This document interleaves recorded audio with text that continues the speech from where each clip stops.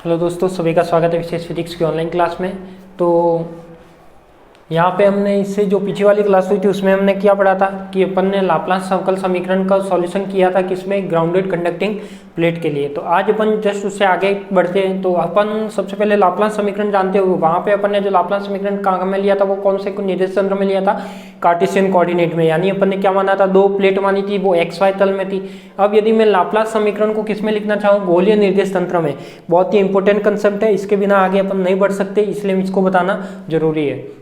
तो देखो इसमें जो इंपॉर्टेंट कंसेप्ट है वो क्या है आपके पास कि जो गोलीय निर्देश तंत्र में लाप्लास समीकरण लिखते हैं, लाप्लास समीकरण आप जानते हो क्या होता है, del square phi is equal to 0। यानी ये वाली लाप्लास समीकरण होती है del square phi is equal to क्या होता है आपके पास 0।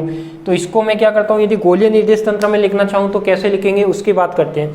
तो देखो मैंने गोलीय निर्देश तंत्र में लिखने के लिए आपको पहले भी बताया था जब आप वक्रलंबिक निर्देश तंत्र में पढ़ रहे थे कि डेल स्क्वायर को गोलीय निर्देश तंत्र में लिखने के लिए क्या करते हैं। तो यदि मैं बात करता हूँ सबसे पहले लाप्लास इक्वेशन होती है, इसको मैं मान लेता हूँ फाई की जगह क्या मान लेता हूँ psi, del square psi is equal to क्या होता है 0। तो सबसे पहले तो अपन को क्या पता होना चाहिए कि इस डेल स्क्वायर को गोलीय निर्देश तंत्र में कैसे लिखते हैं। तो मैंने इसका एक फॉर्मूला बताया था। फॉर्मूला क्या था, जब वक्रलंबिक कर्वलिनियर कोऑर्डिनेट सिस्टम पढ़ रहे थे यूनिट फर्स्ट में, देखना एक बार। तो वहाँ पे मैंने बताया था कि कोई भी निर्देश तंत्र में यदि आपको किसी में भी कन्वर्जेशन करना हो तो आप ये फॉर्मूला काम में ले सकते हैं। वहाँ कुछ फॉर्मूले लिखाए भी थे। तो वहाँ जो ये फॉर्मूला लिखा था डेल स्क्वायर का क्या था, 1/h1h2h3। क्या फॉर्मूला था, 1/h1h2h3 डेल अपॉन में del u1 h2h3 by del upon del u1 plus del upon del u2 h1h3 by h2 del upon del u2 plus del upon del u3 h1h2h3 del upon del u3। मैंने वहाँ भी बोला था कि ये फॉर्मूले आपको याद रखने हैं, इनके बिना फिजिक्स अधूरी है। अब देखो इसमें क्या होगा अपने पास याद रखने का आसान तरीका है 1/h1h2h3। यहाँ जब h1 के लिए ले रहे हैं तो h1 नीचे आएगा, यहाँ h2 नीचे आएगा और यहाँ h3 नीचे आएगा, बाकी जो बचेगा वो कहाँ आएगा, ऊपर आएगा। ठीक है।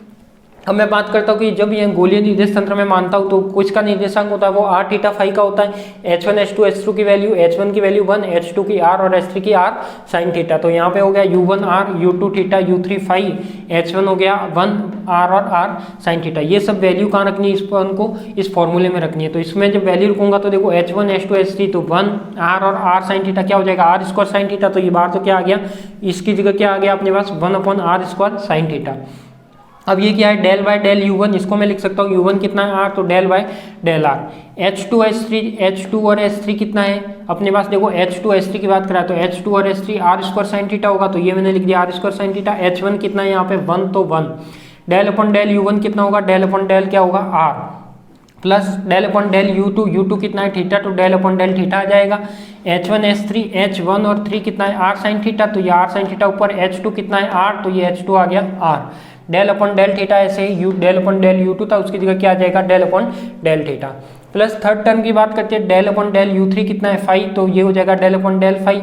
h12 तो 12 कितना होगा, केवल r ऊपर आएगा तो r ऊपर लिख दिया, h3 नीचे आएगा तो r sine theta del upon में डेल फाई।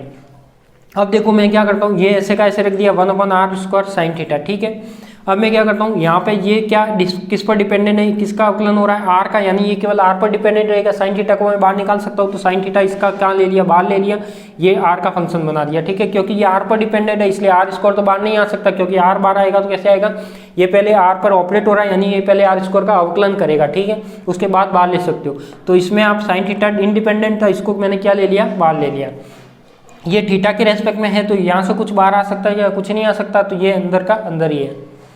फिर क्या था यहाँ पे, देखो यहाँ से r कट जाएगा, यहाँ पे r कट जाएगा, यहाँ पे कुछ कटेगा क्या, कुछ नहीं कटेगा, बताओ यहाँ पे कुछ कटेगा क्या, कुछ नहीं कटेगा। साइन थीटा बाहर लिया है, यहाँ पे देखो r कटा तो क्या बचा साइन थीटा, और यहाँ पे r कटा तो 1/sin sign theta del square. अब देखो ये फाई पर डिपेंडेंट था, फाई वाली कोई से भी टर्म नहीं है तो इन सबको मैं बाहर ले सकता हूँ, तो 1/sin थीटा बाहर ले लिया, ये इसके साथ जाएगा तो del square upon del phi square. अब मैं ये वाली टर्म थी इसको अंदर ले लेता हूँ मल्टीप्लाई में सबके साथ, तो ये देखो साइन थीटा से साइन थीटा कैंसिल आउट होगा, तो अपने पास देखो इसमें क्या क्या कैंसिल आउट हो रहा था, एक तो ये वाली टर्म कैंसिल आउट हुई थी, एक ये वाली टर्म कैंसिल आउट हुई थी। ठीक है। अब इसमें बात करते हैं तो देखो इसमें जब अंदर लोगे तो साइन थीटा से साइन थीटा कैंसिल होगा, क्या बचेगा 1/r स्क्वायर, 1/r स्क्वायर लिख दिया, डेल बाय डेल r ऐसे का ऐसे r square del upon del r, sine theta से साइन थीटा कैंसिल आउट हो गया। प्लस अब ये r स्क्वायर साइन थीटा ऐसे का ऐसे आ गया, del upon del theta sine theta कुछ भी नहीं कट रहा, तो ये टर्म ऐसे की ऐसे मल्टीप्लाई में क्या लिख दिया, ऐसे की ऐसे। प्लस यहाँ पे देखो आर स्क्वायर साइन थीटा और आर ये क्या था साइन थीटा, तो आर स्क्वायर और साइन थीटा क्या हो जाएगा sine square theta del square upon में डेल फाई स्क्वायर। अब हम जानते हैं कि ये वाला क्या कहलाता है, गोलीय निर्देश तंत्र में क्या निकला अपना, केवल डेल स्क्वायर निकला, यानी क्या निकला अपना लाप्लांसियन ऑपरेटर या लाप्लांसियन संकारक निकला है। अपन को क्या निकालनी है, लाप्लांस समीकरण निकालनी है, तो उसके लिए क्या आ जाएगा साई भी साथ में आएगा। तो मैंने क्या किया कि डेल स्क्वायर साई, तो डेल स्क्वायर तो कंप्लीट ये वाली टर्म हो गई और साई इसके साथ लिख दिया, तो ये क्या हो गया सब जगह साई आ गया लास्ट में। मानते हो यहाँ पे साई लगाते तो कैसे आता है, इस ब्रैकेट के बाहर साई आता, साई तीनों के साथ आता है, एक बार इसके साथ एक बार इसके साथ और एक बार इसके साथ, ठीक है। यहाँ साई मत ले लेना कहीं, जैसे आप ऐसा चाहो कि मैं साई आप यहाँ लगाओगे तो यो इन तीनों के साथ आएगा, एक तो इसके साथ आएगा, एक इसके साथ आएगा और एक इसके साथ आएगा, ना कि इसके साथ आएगा ना कि इसके साथ आएगा, ठीक है। तो ये क्या आ जाएगा 1/r² del upon del are square del psi upon में डेल आर प्लस 1/में R square sine theta del upon में डेल थीटा साइन थीटा और ये क्या आ जाएगा डेल साई अपॉन में del theta plus 1/r² sine theta del square psi upon में डेल फाई स्क्वायर। अब मैंने क्या किया देखो, अब मैं यहाँ पे क्या लगाऊंगा छरों की पृथक्करण विधि। तो छरों की पृथक्करण विधि क्या कहती है कि जो भी अपना साई है वो किस पर, तीन पर डिपेंडेंट है, आर थीटा और फाई पर, तो तीनों पर डिपेंडेंट है, तो तीनों की मैं वैल्यू रखता हूँ। तो देखो जहाँ जहाँ साई था अपने पास वहाँ मैंने क्या रख दिया साई आर थीटा फाई रख दिया, तो यहाँ क्या रखोगे आप साई आर थीटा फाई तीनों टर्म में। फिर मैं क्या लगाऊंगा छरों की पृथक्करण विधि, आर को अलग करूंगा थीटा को अलग करूंगा और फाई को अलग करूंगा।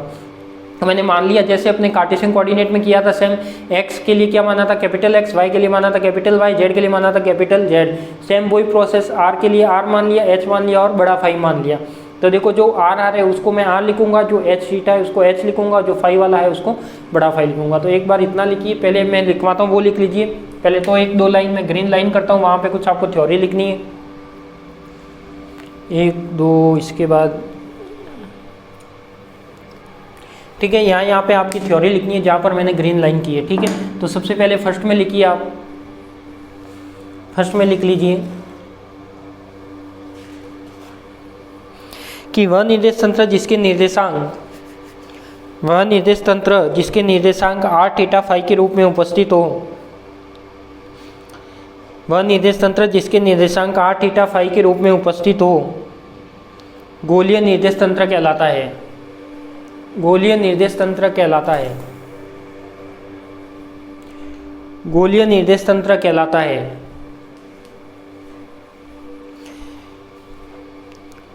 फिर लिखो हम जानते हैं कि लाप्लांस संकारक लांबिक वक्र रेखीय निर्देश तंत्र में, हम जानते हैं कि लाप्लांस संकारक लांबिक वक्र रेखीय निर्देश तंत्र में, हम जानते हैं कि लाप्लांस संकारक लांबिक वक्र रेखीय निर्देश तंत्र में।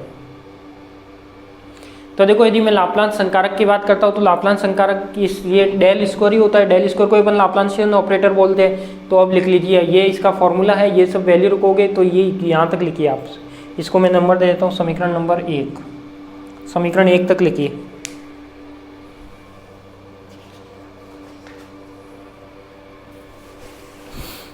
देखो मैं प्रॉपर तरीके से नोट्स आपको लिखवाए जा रहा हूँ, तो आप अच्छे से लिखते रहिए इसको, और आपको टाइम टाइम पर इस फिजिक्स को रिवाइज भी करते रहिए ताकि आपके दिमाग में हमेशा बनी रहे ये।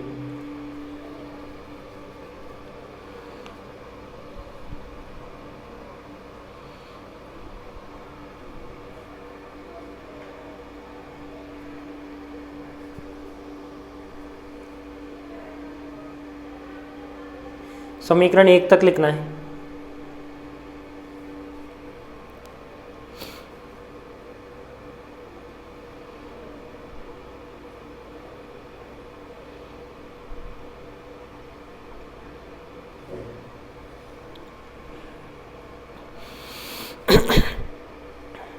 फिर लिखिए समीकरण 1 के बाद कि समीकरण 1 लाप्लांस संकारक को गोलीय निर्देश तंत्र में व्यक्त करता है। समीकरण 1 लाप्लांस संकारक को गोलीय निर्देश तंत्र में व्यक्त करता है। समीकरण 1 लाप्लांस संकारक को गोलीय निर्देश तंत्र में व्यक्त करता है।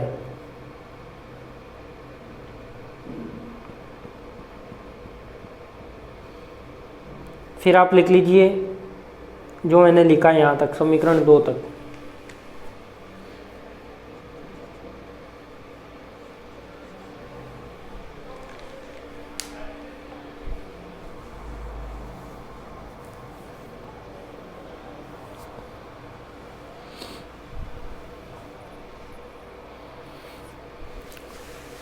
समीकरण 2 तक लिख दीजिए।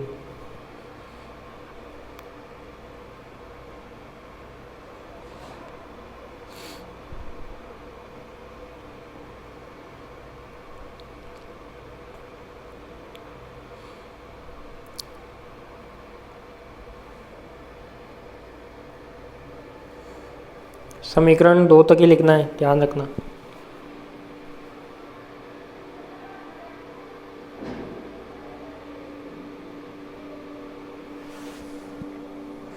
ये आपको टॉपिक नहीं दिख रहा हो तो टॉपिक मैंने लिखा है लाप्लास अवकल समीकरण को गोलीय निर्देश तंत्र में।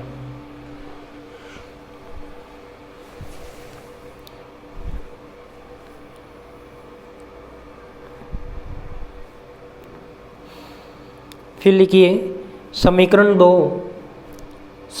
2 गोलीय निर्देश तंत्र में लाप्लास अवकल समीकरण को व्यक्त करता है।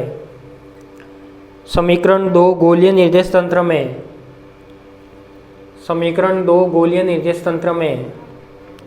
लाप्लास अवकल समीकरण को व्यक्त करता है।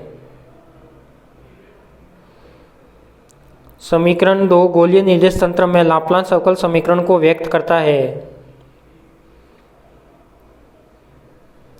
अब हमें इस लाप्लास अवकल समीकरण का गोलीय निर्देश तंत्र में हल ज्ञात करना है। अब हमें इस लाप्लास अवकल समीकरण का गोलीय निर्देश तंत्र में हल ज्ञात करना है।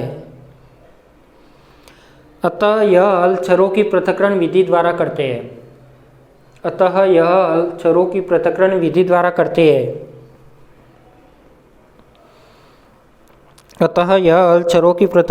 द्वारा करते हैं। नई लाइन से लिखना, तो छोटा सा पॉइंट लगाना हो तो लगा देना कि छरों की पृथक्करण विधि। अब इसमें क्या लगा रहे हैं अपन, ये छरों की पृथक्करण विधि लगा रहे हैं, उसमें लिखिए छरों की पृथक्करण विधि के अनुसार तरंग फलन साई आर थीटा फाई का पृथक्करण करते हैं। साई आर थीटा फाई कैसे लिखना है, इस तरीके से साई आर थीटा और फाई। छरों की पृथक्करण विधि के अनुसार तरंग फलन साई आर थीटा फाई का पृथक्करण करते हैं। माना एक फलन कैपिटल आर है जो कि निर्देशांक स्मॉल आर पर निर्भर करता है। माना एक फलन कैपिटल आर है जो कि निर्देशांक स्मॉल आर पर निर्भर करता है,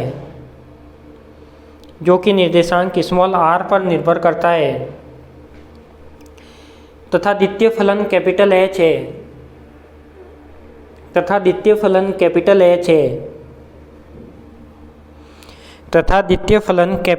है जो कि निर्देशांक थीटा पर निर्भर करता है।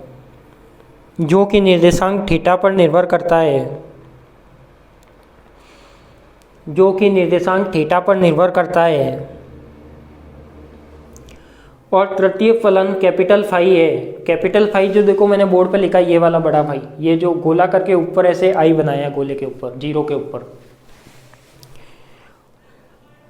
तृतीय फलन कैपिटल फाई है जो कि निर्देशांक फाई पर निर्भर करता है।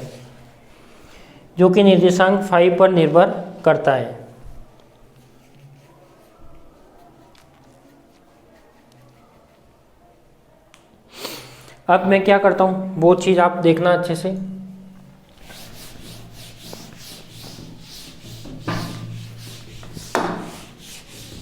छरों की पृथक्करण विधि लगा रहे हैं यहाँ पे अपन। तो क्या किया मैंने, 3 फलन माने, एक कैपिटल आर, एक एच और एक थीटा। जो आर है वो किस पर डिपेंडेंट है, स्मॉल आर पर। जो कैपिटल एच है वो किस पर डिपेंडेंट है, थीटा पर। और जो फाई है वो किस पर डिपेंडेंट है, फाई पर। तो ऐसे ही मैं लिख सकता हूँ, यहाँ पे देखो क्या लिख सकता हूँ, समीकरण 2 से जो जहाँ साई है वहाँ मैं क्या लिखूंगा, जहाँ साई है आपका वहाँ मैं लिखूंगा आर कैपिटल एच और बड़ा फाई। ठीक है, ये तीनों टर्म लिखूंगा।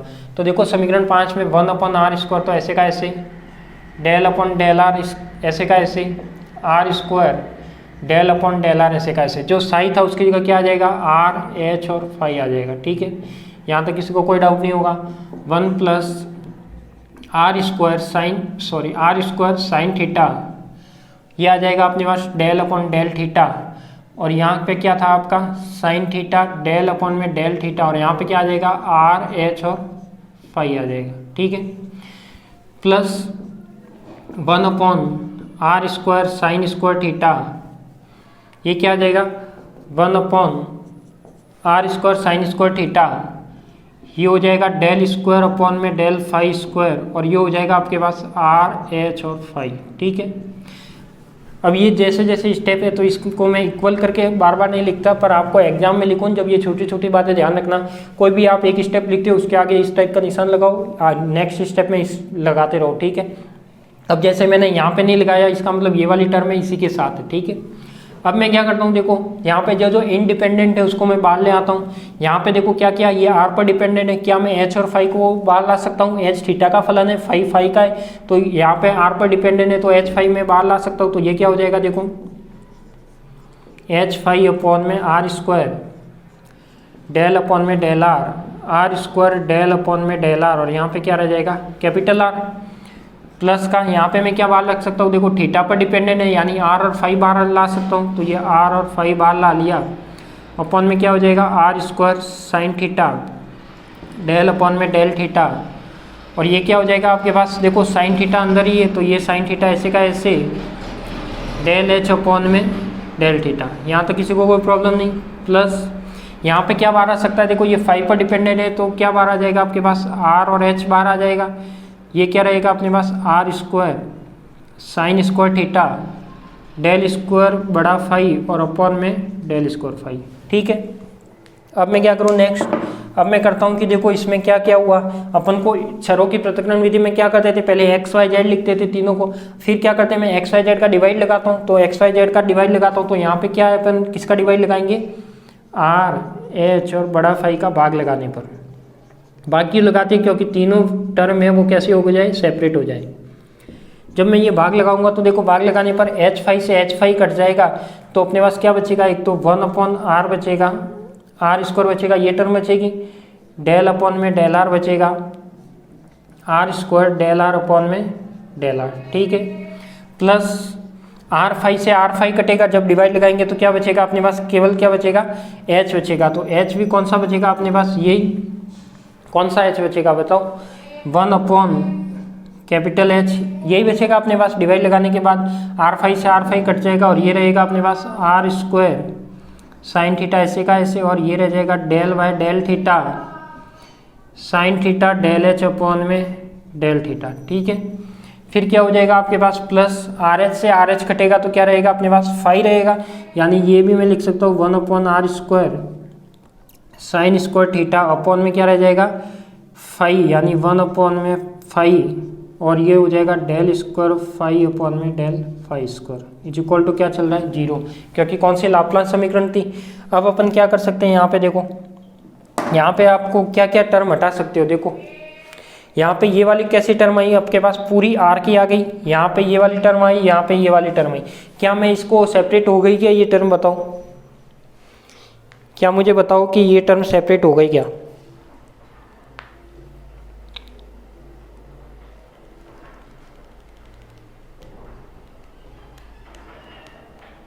नहीं हुई सेपरेट, नहीं हुई, मतलब सेपरेट होने का मीनिंग है कि देखो यहाँ पे ये कंप्लीट है, ये तो आर की टर्म बन गई, बाकी ये थीटा की है और ये फाई की है, तो इसको भी मैं सेपरेट करना चाहूँगा तो इसको मैं नंबर दे देता हूँ, कितना दिया था 2, तो इसको दे देता हूँ 3, इसको तो हटा दो, यहाँ से लिख दिया होगा आपने।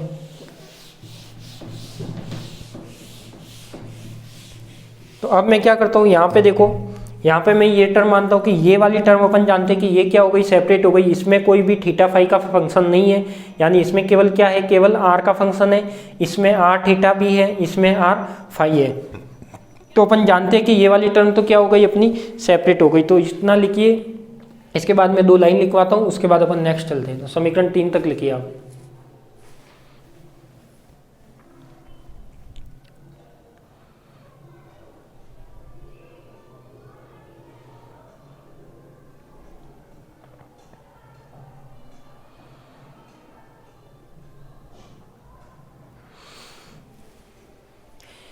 एक मैं टर्म ये भी कर सकता हूँ क्या, क्या कि यहाँ पे देखो आर स्क्वायर इसमें भी आ रहा है, आर स्क्वायर इसमें भी है, आर स्क्वायर इसमें भी है, तो क्या मैं इस आर स्क्वायर को हटा सकता हूँ पूरी इक्वेशन में मल्टीप्लाई करके? तो उसको समीकरण 3 दे देना आप, इसको नहीं दो तो देखो मैं क्या करता हूँ, आर स्क्वायर का गुणा करने पर,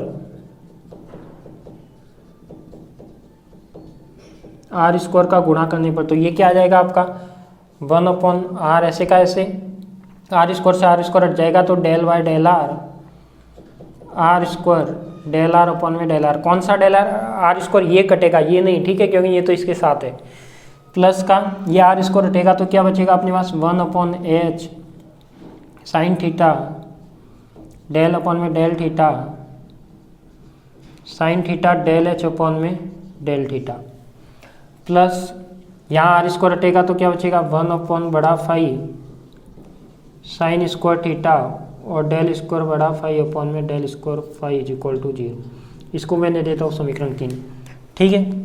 अब देखो ये केवल थीटा का फंक्शन हो गया, इसमें थीटा और फाई दोनों है और इसमें केवल क्या है आर है। तो इस समीकरण 3 तक लिखिए, उसके बाद लिखते हैं अपन कुछ थ्योरी, उसके बाद नेक्स्ट बढ़ेंगे।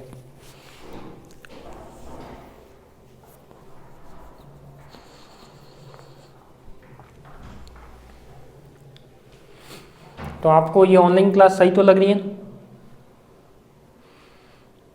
क्योंकि इसका जितना बेनिफिट है, एक तो ये क्लास है, आप कहीं बाहर जाने का काम नहीं है, प्लस इसकी फीस भी बहुत कम है, और जब मन चाहो जब आप क्लास अटेंड कर सकते हो, टाइमिंग का भी कोई फिक्स नहीं है, जब आप मन चाहो, जब आज चाहो सुबह, चाहो शाम, चाहो रात को, जब आपका मन हो।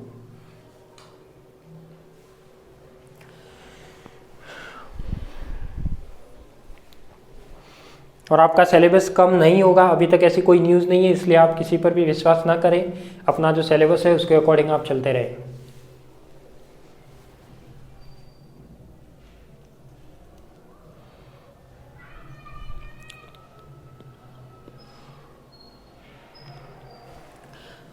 लिख दिया समीकरण 3 तक, उसके बाद लिखिए समीकरण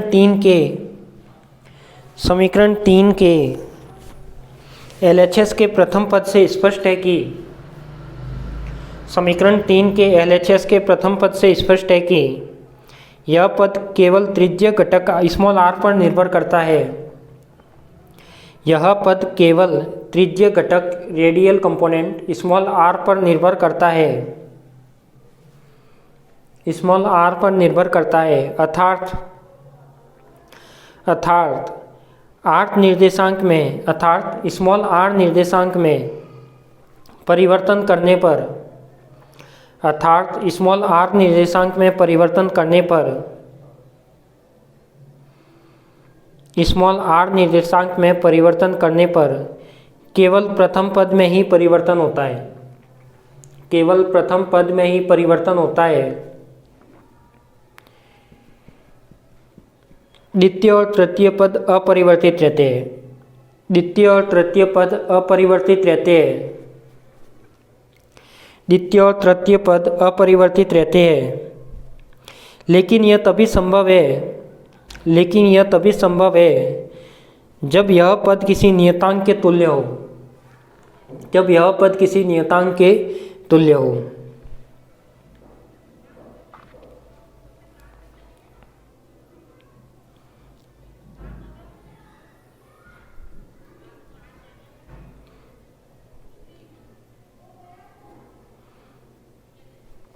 तो अब अपन क्या कर रहे हैं, देखो मैंने लिखाया क्या है, सबसे पहले तो इसको समझो कि ये वाला जो कंपोनेंट है फर्स्ट LHS का जो प्रथम पोर्शन है वो क्या है, आपके पास केवल त्रिज्य घटक का कंपोनेंट है, यानी जो केवल किस पर डिपेंडेंट है, r पर, और r किस पर डिपेंड करता है, स्मॉल r पर, ठीक है।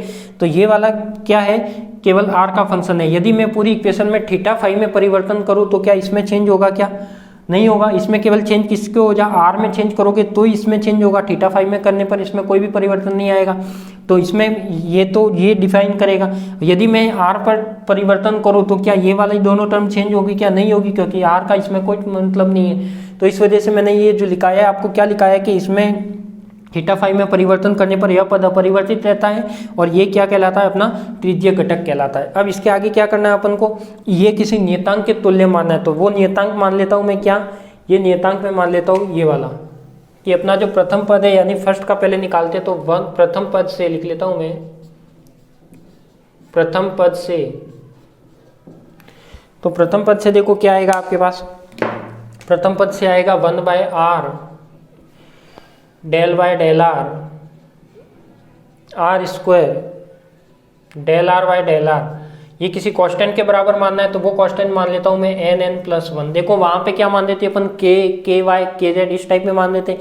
यहाँ पे इसका कांस्टेंट क्या मानना है, त्रिज्यीय घटक में क्या मानना है आपका n+1। हमेशा इस टाइप का यदि गोलीय निर्देश तंत्र में आप यदि इसका सॉल्यूशन निकालते हो तो या तो n+1 jj+1 इस टाइप में हमेशा मानोगे। ठीक है, ये चीज ध्यान रखना। तो ये क्या हो जाएगा, देखो del upon 1/r del upon del R, तो ये r उधर जाएगा तो क्या हो जाएगा del upon del are are square del R upon में del R is equal to n+1 और साथ में क्या आ जाएगा r। क्या मैं इसका अवकलन कर सकता हूँ, क्या बताओ इसका अवकलन क्या होगा, यदि मैं इसका अवकलन करूँ तो क्या होगा बताओ। आर स्क्वायर का अवकलन तो क्या आ जाएगा आपके पास 2r डेल आर अपन में डेल आर ऐसे का ऐसे, u से अवकलन होगा प्लस आर स्क्वायर ऐसे का ऐसे रह जाएगा, इसका अवकलन होगा तो डेल आर स्क्वायर अपन में डेल आर स्क्वायर, ये इधर आएगा तो क्या बचेगा n+1 और r इज इक्वल टू क्या रहेगा 0। क्या मैं इस टर्म को इधर ले सकता हूँ, ये डबल ऑर्डर वाली है तो d2r अपॉन में dr स्क्वायर प्लस का 2r डेल आर अपॉन में डेल आर माइनस का n+1 r is equal to 0। तो ये समीकरण नंबर कौन सी हो गई आपके पास, ये समीकरण नंबर हो गई 6। तो इसको मैं लिख सकता हूँ कि यह कैसी है अपने पास एक द्वितीय कोटि की अवकल समीकरण है। तो इसको लिखिए, जितने में मार्कर में इंक डाल देता हूँ।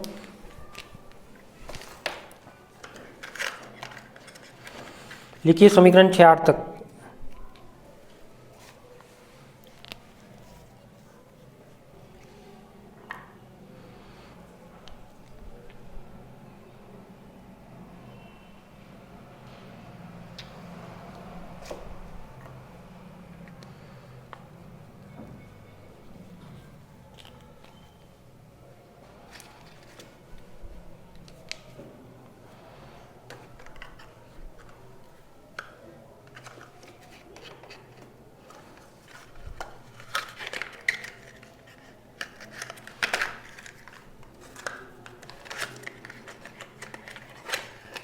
अब इसको क्या मानना है, इसका मैं कोई भी एक सॉल्यूशन मानूंगा, वो सॉल्यूशन क्या कराऊंगा इस समीकरण में सेटिस्फाई कराऊंगा। तो क्या मैं इसका सॉल्यूशन मान सकता हूँ, क्या बिल्कुल मान सकता हूँ, सॉल्यूशन मानूंगा। जब इसका सॉल्यूशन होगा मतलब वो इस इक्वेशन को सेटिस्फाई भी करना चाहिए, तो वहाँ से क्या निकलेगा अपन का इसका आंसर निकलेगा। ठीक है,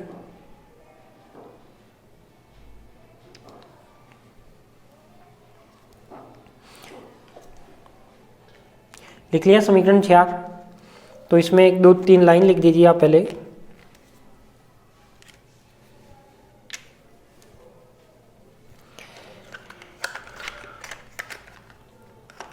समीकरण 4 के बाद लिखना,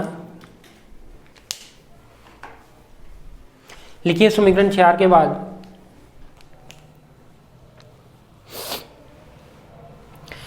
कि समीकरण 4 एक द्वितीय कोटि का अवकल समीकरण है। समीकरण 4 एक द्वितीय कोटि का अवकल समीकरण है।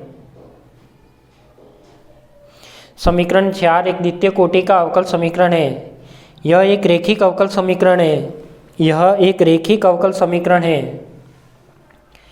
यह एक रैखिक अवकल समीकरण है जो कि केवल त्रिज्यीय निर्देशांक r पर निर्भर करता है। जो कि केवल त्रिज्यीय निर्देशांक r पर निर्भर करता है। जो कि केवल त्रिज्यीय निर्देशांक r पर निर्भर करता है। इसलिए इसे त्रिज्यीय समीकरण भी कहते हैं। इसलिए इसे त्रिज्यीय समीकरण भी कहते हैं। इसलिए इसे त्रिज्यीय समीकरण भी कहते हैं। अतः इसका हल निम्न होगा। तो हल क्या होगा आपके पास, r is equal to a r की पावर एल्फा। ये मैं इसका क्या मान लेता हूँ, सॉल्यूशन मान लेता हूँ। इसको मैं नंबर दे देता हूँ 5। क्या ये इसका सॉल्यूशन है? यदि मैं मानता हूँ ये इसका सॉल्यूशन है तो क्या ये वाले सॉल्यूशन इस इक्वेशन को सेटिस्फाई करना चाहिए? बिल्कुल करना चाहिए। तो अपन जब इसमें ये सब वैल्यू रखेंगे तो ये r का मान पहले r डैश निकालना होगा, यानी dr/dr निकालेंगे, फिर d2r/dr स्क्वायर निकालेंगे, फिर ये सब वैल्यू कहाँ रखेंगे, समीकरण नंबर 4 में।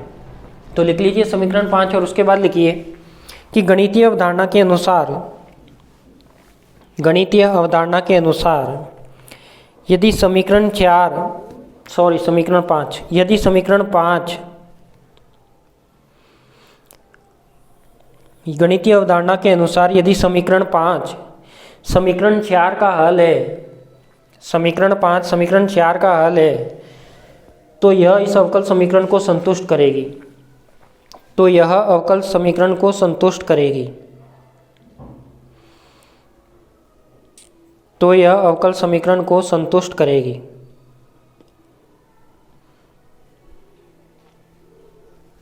ठीक है, अब मैं इस अवकल समीकरण को संतुष्ट कराता हूं, तो देखो ये क्या आएगा,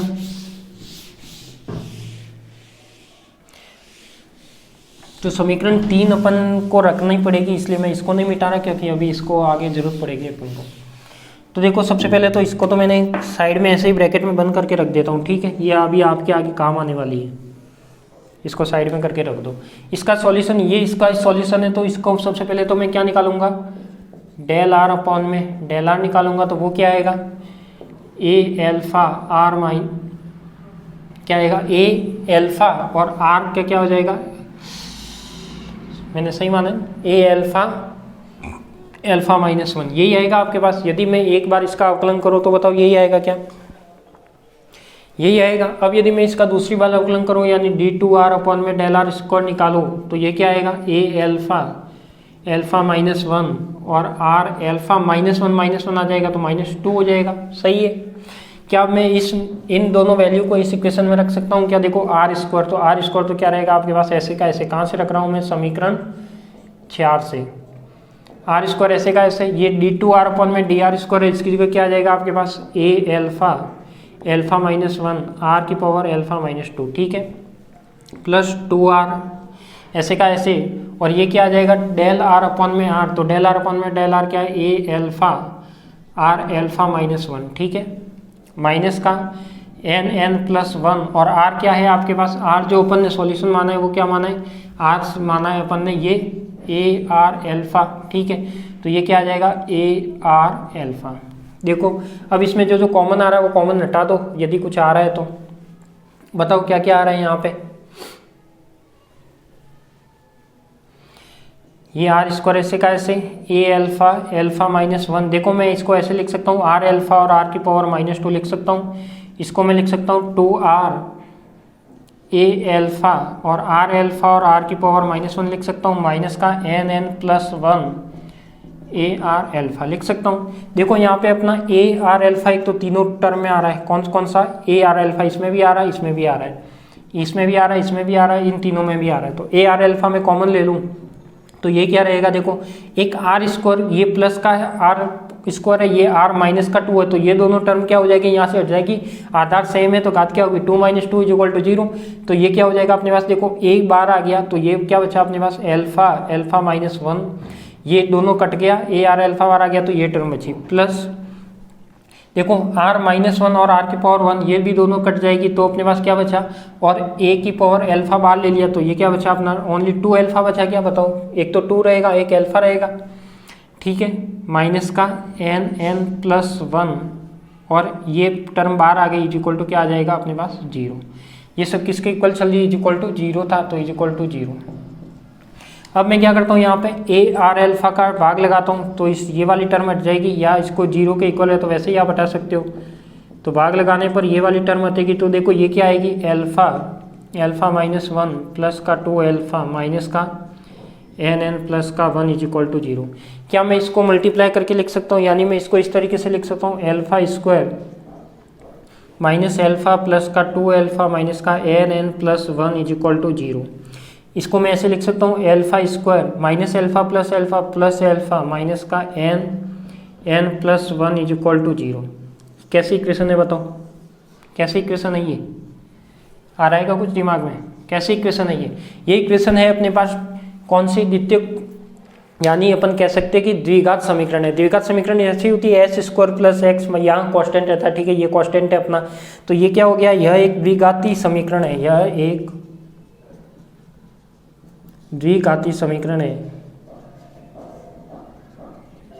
द्विघाती समीकरण है। अतः इसका हल कैसे निकालते हो, श्रीधर आचार्य से, इसका हल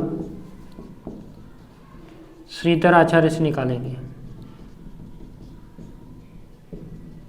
ठीक है, तो श्रीधर आचार्य आपको लगानी आती है तो लगाओ एक बार, ये लिखो और इसके बाद श्रीधर आचार्य लगाओ, समीकरण 6 तक लिखो।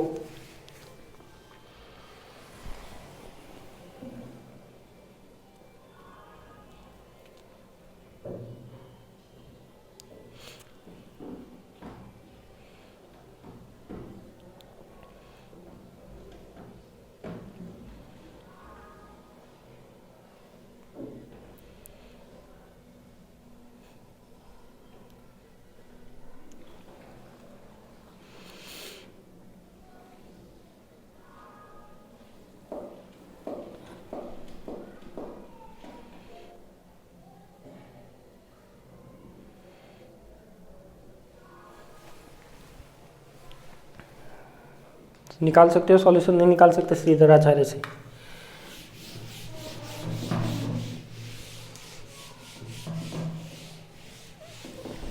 देखो सॉल्यूशन कैसे निकालते हैं श्रीधर आचार्य से। कोई भी इक्वेशन होती है अपनी, क्या होती है, जैसे मान लें कि समीकरण ax² plus bx plus c is equal to 0, ये द्विघाती समीकरण होती है। यदि श्रीधर आचार्य लगाते हो तो ये क्या आता है आपका, x is equal to minus b plus minus b square minus 4ac upon में क्या होता है 2a आता है। तो यदि मैं वैल्यू निकालना चाहूँ तो देखो यहाँ पे a कितना है आपके पास 1 है, b कितना है 1 है, x कितना है आपके पास, x की जगह यहाँ पे क्या है आपका अल्फा है क्योंकि ये इक्वेशन बन रही है, और जो c है वो कितना है आपके पास n+1 है। सेम यही टर्म है, देखो आपके पास c क्या है आपके पास माइनस है, ठीक है, ये माइनस है। तो ये क्या हो जाएगा बताओ, यही टर्म होती है आपके पास द्विघाती समीकरण की बात करें तो यही आपके पास होता है। तो यदि मैं इसकी वैल्यू रखना चाहूँ तो देखो ये क्या आ जाएगा अल्फा इज इक्वल टू, और ये क्या होता है यहाँ पे अंडर रूट, ठीक है, माइनस बी तो यानी -1 plus minus b square 1 square minus 4 a का 1 और c का क्या आ जाएगा माइनस माइनस प्लस हो जाएगा तो n+1, यही होगा बताओ। अपॉन में क्या आएगा 2a तो a की जगह कितना है 1, -1 प्लस माइनस ये क्या हो जाएगा 1 स्क्वायर प्लस का इसका मैं मल्टीप्लाई करूँ तो ये क्या हो जाएगा 4n स्क्वायर प्लस का 4, बताओ यही होगा। अपॉन में क्या हो जाएगा आपका 2a, इसको मैं इस तरीके से लिख सकता हूँ, इसका क्या होल स्क्वायर कोई बन जाएगा क्या, ये क्या मैं इसको ऐसे लिख दूँ, ये इसमें मल्टीप्लाई होगा तो 4n भी आएगा, ठीक है। इस क्या मैं इसको होल स्क्वायर बना सकता हूँ कैसे, ये तो 1 स्क्वायर ऐसे का ऐसे, इसको मैं 2n स्क्वायर लिख दूँ, ठीक है, तो और प्लस का क्या हो जाएगा 2n लिख सकता हूँ। देखो a स्क्वायर इसका बना दिया b स्क्वायर प्लस 2a भी बन जाएगा होल स्क्वायर, और अपॉन में क्या आएगा 2, तो ये क्या आ जाएगा अपने पास माइनस प्लस माइनस, कौन सा होल स्क्वायर बनेगा 1 + 2n का, तो 1 + 2n का क्या बनेगा होल स्क्वायर, इसके ऊपर क्या आएगा अंडर रूट, तो इसको जब सॉल्व करेंगे तो क्या आएगा माइनस का 1 प्लस माइनस ये अंडर रूट से बाहर आ जाएगा, स्क्वायर है तो क्या हो जाएगा स्क्वायर से 1/2 से 2 कट जाएगा, तो ये क्या रहेगा 1 प्लस का 2n अपॉन में क्या रह जाएगा 2, तो ये आपका क्या हो जाएगा सॉल्यूशन आ जाएगा। देखो इसमें कौन सा सॉल्यूशन आया, एक बार अपन प्लस लेंगे और दूसरी बार क्या लेंगे माइनस लेंगे, ठीक है, तो वो भी करेंगे। तो ये तो आपने लिख ही दिया होगा, इस हटा दो इसको,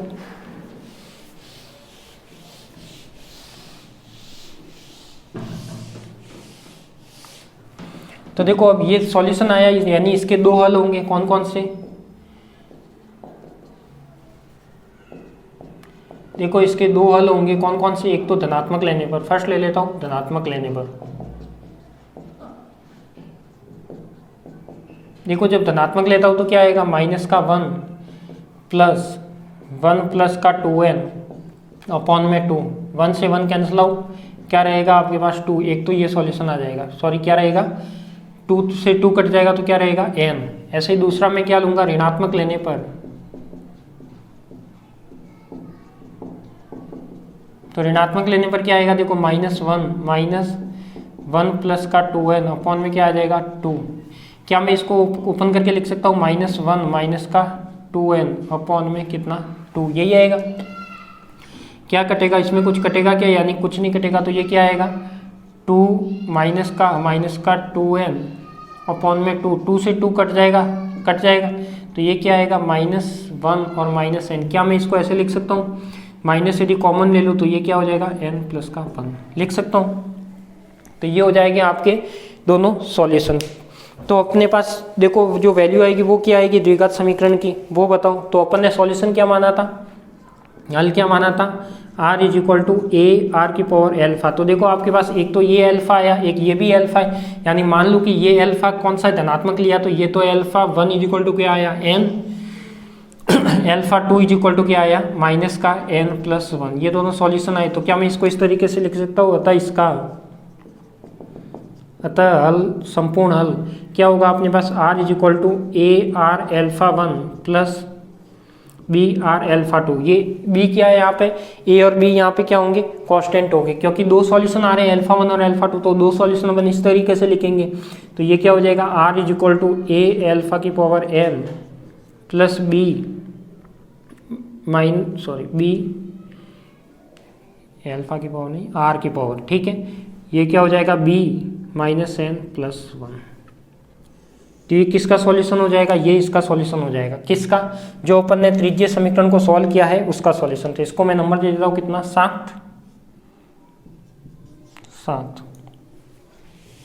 तो समीकरण 7 तक लिख दीजिए। ये श्रीधर आचार्य लगाया है, यह इसका प्रोसेस, ठीक है। इस फिर अपन आगे चलते हैं। तो ये कौन सा समीकरण कहलाता है, ये अपना कहलाता है त्रिज्यीय अवकल समीकरण का हल कहलाता है। क्या कहलाता है, त्रिज्यीय अवकल समीकरण का हल कहलाता है।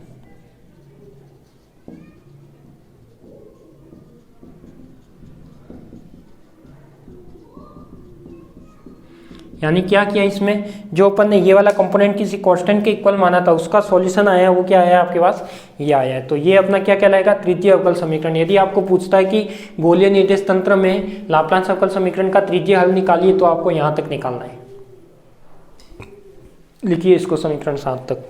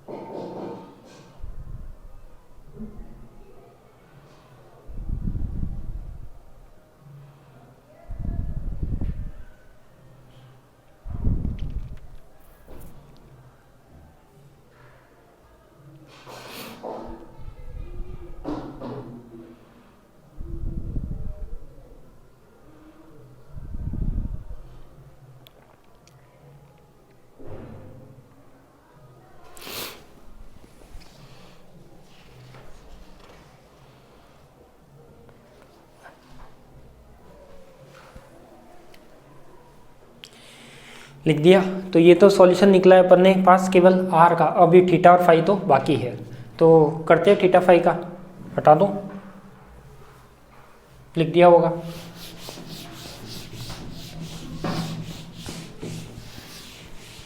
देखो एक बार मेथड समझ आ जाएगा तो फिर आपको दिक्कत नहीं आएगी। अब क्या करना है अपन को, अब अपन को निकालना है किसका, थीटा और फाई का सॉल्यूशन।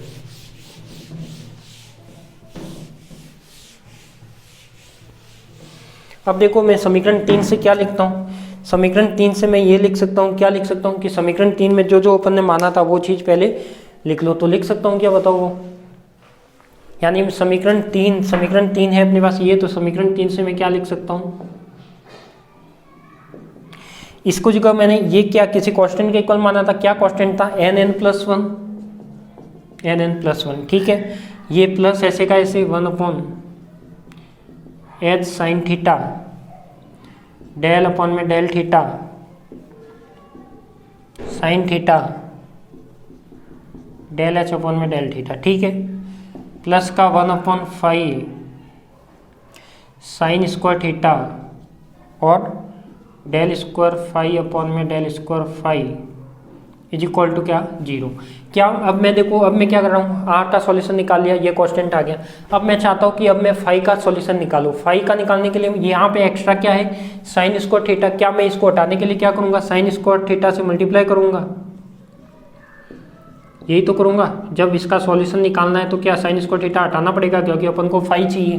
तो ये क्या हो जाएगा, देखो n+1 sine square theta plus का 1/h sine theta del upon del theta sine theta del H upon में डेल थीटा। यहाँ पे क्या हट जाएगा, देखो यदि मल्टीप्लाई किया तो यहाँ पे ये साइन हट जाएगा, केवल क्या बचेगा, एक साइन थीटा अपॉन में एच बचेगा, क्योंकि साइन से साइन एक कट जाएगा। यहाँ पे क्या बचेगा, केवल फाई बचेगा और डेल स्क्वायर फाई अपॉन में del phi square is equal to क्या हो जाएगा, 0। क्या मैं फाई वाली टर्म को उधर भेज सकता हूँ, n+1 sine square theta plus का sine theta by H del upon del theta sine theta del H upon में डेल थीटा, और ये क्या हो जाएगा, इधर भेजूंगा तो 1 माइनस का phi del square phi upon में डेल फाई स्क्वायर। ठीक है, क्या मैं यहाँ पे इसको भी नंबर दे सकता हूँ, कौन सा दूँ, समीकरण नंबर कौन सा चल रहा है अपना, मुझे याद नहीं कौन सा दिया था आगे, 5 6 दे दिया था, 4 शायद 5 दे दिया होगा, तो यहाँ पे मैं दे देता हूँ 6। तो देखो समीकरण 6 में क्या हो गया, अपने पास वापस वही इक्वेशन आ गई कि ये वाले जो RHS पार्ट है ये केवल फाई पर डिपेंडेंट है। यदि मैं थीटा में चेंज करता हूँ क्या इसमें चेंज होगा, क्या नहीं होगा। जब नहीं होगा तो इसका मतलब अपन कह सकते हैं कि इसका सॉल्यूशन क्या पॉसिबल है, जब ये किसी नियतांक के तुल्य हो, तो इसको अपन किसी नियतांक के बराबर मानेंगे, फिर इसका सॉल्यूशन निकालेंगे। तो आप लिखिए समीकरण 6 तक, उसके बाद कुछ थ्योरी लिखनी है अपन को।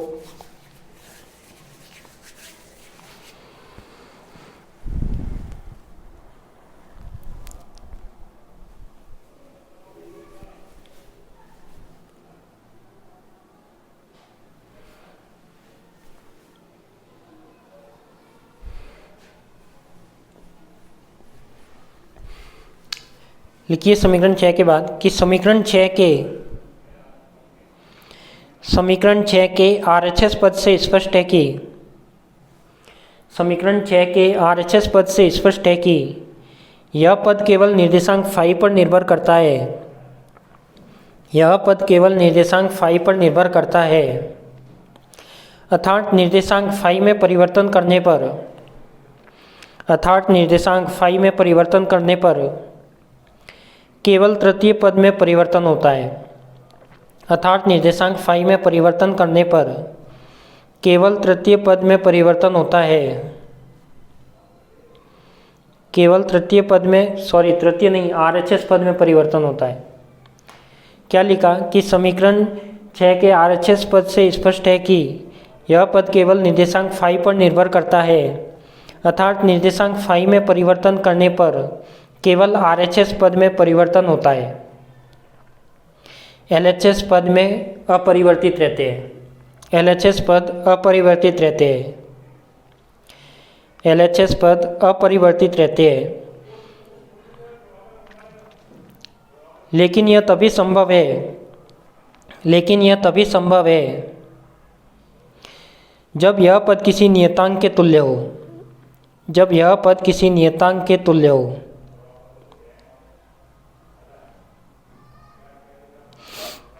जब यह पद किसी नियतांक के तुल्य हो। जब यह पद किसी नियतांक के तुल्य हो। तो क्या माना, जो मैंने पहले चीज़ लिखाई थी वो जो बोला था वही आपको लिखाया है कि ये वाला फाई पर डिपेंडेंट है, इसमें फाई में परिवर्तन करेंगे तो केवल इसमें ही चेंजेज होगा। तो ये जबकि हम किसी नियतांक के तुल्य मानना है, तो ये बड़ा phi del square phi del phi square is equal to क्या होगा आपके पास एम स्क्वायर। ठीक है, अब ये क्या हो गया, ये माइनस इधर जाएगा तो ये क्या हो जाएगा डेल स्क्वायर फाई अपॉन में del phi square is equal to minus का एम स्क्वायर फाई हो जाएगा। अब इसको मैं करूँ तो इसका सॉल्यूशन क्या आएगा, देखो इसको मैं इधर लाऊंगा तो डेल स्क्वायर फाई अपॉन में डेल फाई स्क्वायर प्लस का M square phi is equal to क्या हो जाएगा 0। इसको मैं इस तरीके से लिख सकता हूँ डेल फाई स्क्वायर प्लस का M square phi is equal to 0। ठीक है, क्या मैं इसको इस तरीके से भी लिख सकता हूँ, इसका सॉल्यूशन ये क्या आ जाएगा d square plus m square phi is equal to 0। यह एक द्वितीय कोटि का अवकल समीकरण है। यह एक क्या है, द्वितीय कोटि का अवकल समीकरण है। यह एक द्वितीय कोटि का अवकल समीकरण है। अतः इसका सॉल्यूशन क्या होगा, अतः इसका हल, तो इसका हल आप जानते हो क्या होगा बताओ। अतः इसका हल निम्न होगा। कैसे होगा निम्न, या तो इसका हल कैसे लिख लो आप, ऐसे लिख लो मैं फाई इज इक्वल टू, या तो आप लिख सकते हो सी ई की पावर आयोटा एम फाई या फिर इसको ऐसे लिख सकते हो सी की power iota minus M phi, या फिर इसको साइन कॉस में भी लिख सकते हो, phi is equal to c sine m phi plus का डी कॉस एम फाई लिख सकते हो ऐसे। या फिर इसको आप ऐसे भी दोनों कॉमन रूप से लिख सकते हो कि जो फाई होगा वो किसके इक्वल होगा, सी ई की power plus minus iota m phi के, ऐसे भी लिख सकते हो। बताओ लिख सकते हो या नहीं। तो ये किसका सॉल्यूशन होगा अपने पास, फाई का, यानी मैं मान सकता हूँ ये क्या आ गया, समीकरण नंबर 7। तो लिखिए इसको कि जो समीकरण 7 आया वो क्या आया आपके पास, फाई का सॉल्यूशन आया। लिख लीजिए इसको।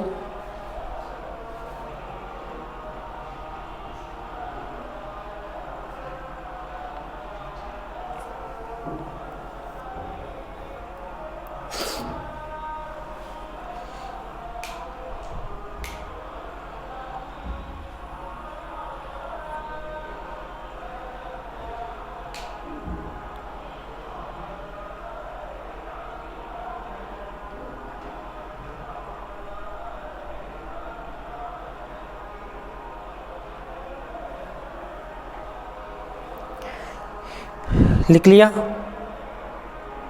समीकरण 7 तक लिख लीजिए।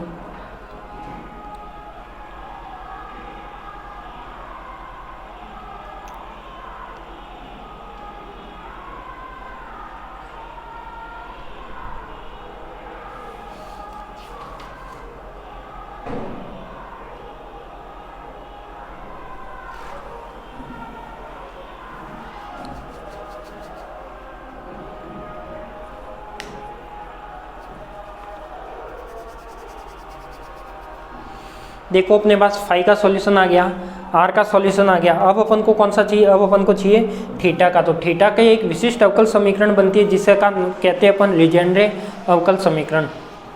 तो उसी लीजेंड्रे अवकल समीकरण का अपन हल डायरेक्ट ही याद रखना, ये आपके यूनिट 3 में आएगा। तो किस टाइप से आएगा वो मैं वहाँ पे बताऊँगा, इसलिए आपको क्या करना है उसको डायरेक्ट ही, अभी तो फिलहाल डायरेक्ट ही लिखना है, ठीक है। तो देखो इसमें क्या हो गया, मैं समीकरण 3 से क्या क्या मान सकता हूँ, इसका सॉल्यूशन n+1 हो गया, इसका क्या हो गया अपने पास ये वाला हो गया, यानी मैं समीकरण 6 से ये वैल्यू वापस लिख सकता हूँ क्या, बताओ।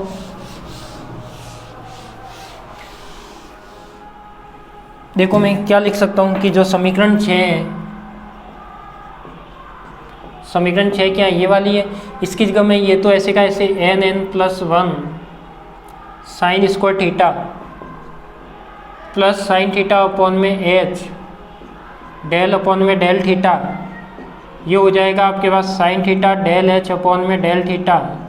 ये इधर आएगा तो इसको किसके इक्वल माना है, माने माई एम स्क्वायर के। तो ये इधर आएगा तो क्या हो जाएगा, देखो यहाँ पे जब किसके इक्वल माना है, ये वाला हो जाएगा अपने पास 1/5, क्या ये माइनस एम स्क्वायर होगा, ये इधर आएगा तो क्या हो जाएगा प्लस हो जाएगा, यानी क्या हो जाएगा अपने पास प्लस ही होगा, सॉरी प्लस नहीं होगा, ये पूरी टर्म क्या है आपके पास एम स्क्वायर है। तो ये क्या था आपका एम स्क्वायर, तो एम स्क्वायर जब इधर लाओगे तो n+1 sine square theta plus का साइन थीटा अपॉन में h डेल अपॉन में del theta sine theta del h upon में डेल थीटा माइनस का एम स्क्वायर। क्या मैं एम स्क्वायर का यहाँ साइन स्क्वायर थीटा का यहाँ पे डिवाइड लगा सकता हूँ क्या करता हूँ, साइन स्क्वायर थीटा का मैं यहाँ पे क्या करूँ, भाग लगा दूँ, तो क्या आ जाएगा आपके पास ये टर्म हट जाएगी, यानी साइन स्क्वायर थीटा का भाग लगाने पर अपन इसको एक विशिष्ट अवकल समीकरण की फॉर्म में बना रहे हैं। तो देखो ये क्या हो जाएगा अपना n+1 हो जाएगा, साइन स्क्वायर थीटा हट जाएगा, प्लस का यहाँ पे भाग लगाऊंगा तो ये वापस क्या आएगा h sine theta del by del theta sine theta del h upon में डेल थीटा और माइनस का एम स्क्वायर, और ये क्या आ जाएगा आपके पास sine square theta is equal to क्या चलेगा अपने पास 0, इज इक्वल टू क्या था यहाँ पे 0। तो ये क्या हो जाएगा, क्या मैं इसको ऐसे लिख सकता हूँ 1/h sine theta del upon del theta sine theta del h upon में डेल थीटा प्लस का n+1 माइनस का M square sine square theta. क्या मैं इसको ऐसे लिख सकता हूँ, बिल्कुल लिख सकता हूँ। इसको मैं इक्वेशन नंबर दे दूँ, कौन सा इक्वेशन नंबर कौन सा दिया था, 7 दिया था, तो इसको दे दूँ कौन सा 8। तो यहाँ तक किसी को कोई प्रॉब्लम, क्या मैं इसको ऐसे लिख सकता हूँ, तो 1/h क्या आ जाएगा आपके पास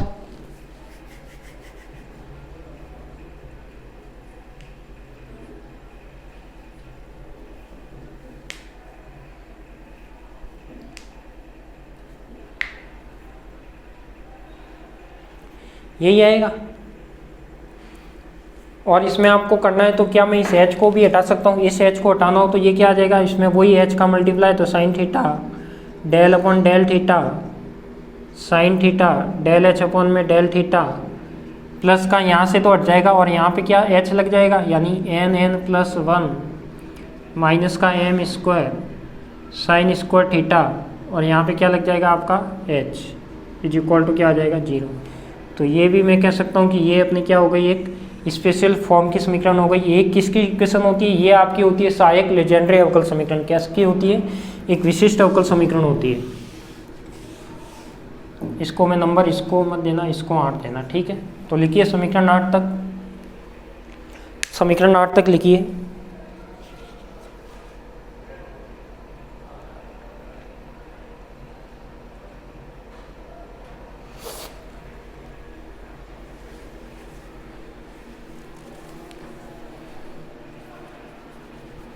थोड़ा लेंथी जरूर है, पर जब आप इसकी प्रैक्टिस करोगे तो आसानी से आ जाएगा।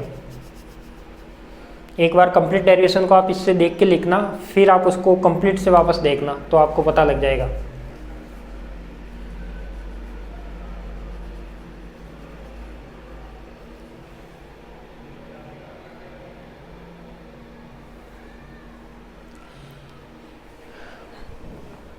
लिखिए समीकरण 8 के आगे कि समीकरण 8 एक विशिष्ट अवकल समीकरण है।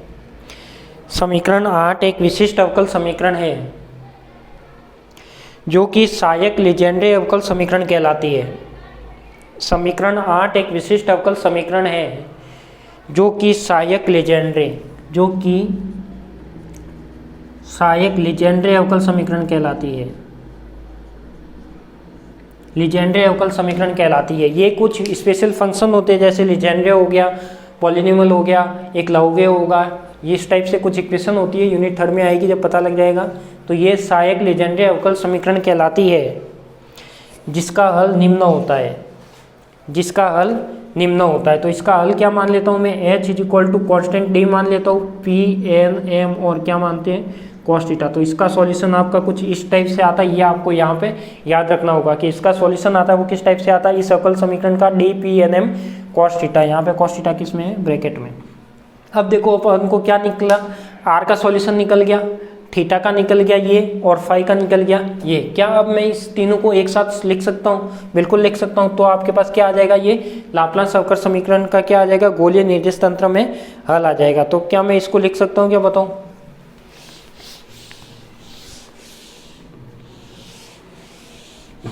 कैसे लिखोगे, क्योंकि मैंने देखो साई क्या माना था, साई माना था क्या, एक तो माना था आर का फंक्शन, एक एच का फंक्शन थीटा, और एक माना था फाई का फंक्शन फाई, ठीक है।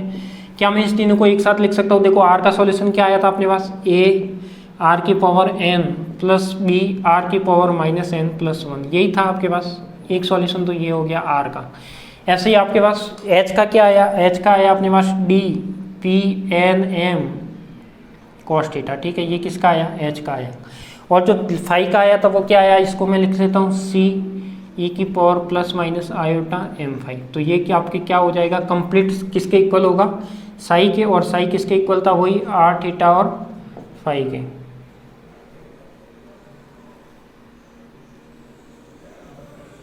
तो ये आपका क्या हो गया, इसका सॉल्यूशन हो जाएगा। इसको मैं नंबर दे सकता हूँ क्या, नंबर दे देता हूँ 9। तो ये क्या है, गोलीय निर्देश तंत्र में, यह क्या है, गोलीय निर्देश तंत्र में, गोलीय निर्देश तंत्र में लाप्लास समीकरण का हल कहलाता है। लाप्लास समीकरण का क्या कहलाता है, हल कहलाता है।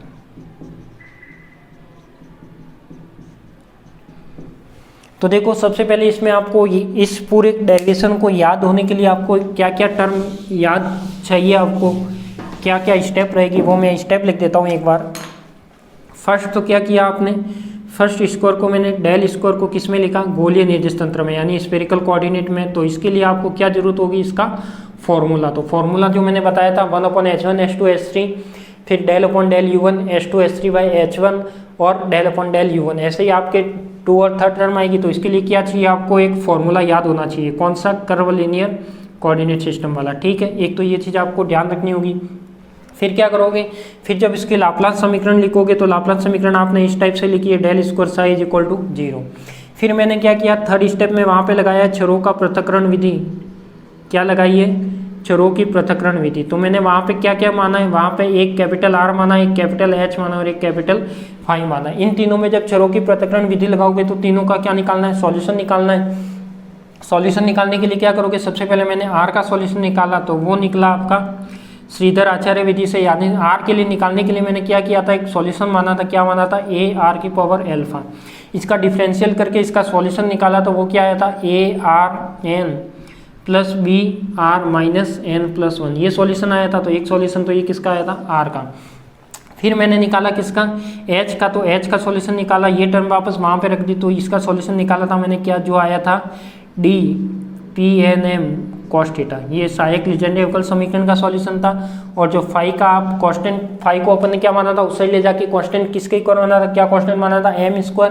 तो इसका सॉल्यूशन आया था प्लस माइनस आयोटा m5। तो ये सब चीज़ आपको याद रखनी है स्टेप्स टू स्टेप, तो आपका डेरिवेशन बिल्कुल भी आसान हो जाएगा। बिना देखे लिख सकते हो, एग्जाम में आराम से कर सकते हो। यदि ये वाली स्टेप आपको करनी आती है, चरों की पृथक्करण विधि आपको कैसे सॉल्व करते हैं वो आता है तो, ठीक है। तो ये आपका क्या हो गया, गोलीय निर्देश तंत्र में लाप्लास समीकरण का हल हो गया। तो आज के लिए इतना ही, मिलते हैं अपन नेक्स्ट क्लास में नए टॉपिक के साथ। तो ये वाला लिख दीजिएगा और ये आपकी स्टेप है जो आपको याद रखनी होगी, ठीक है।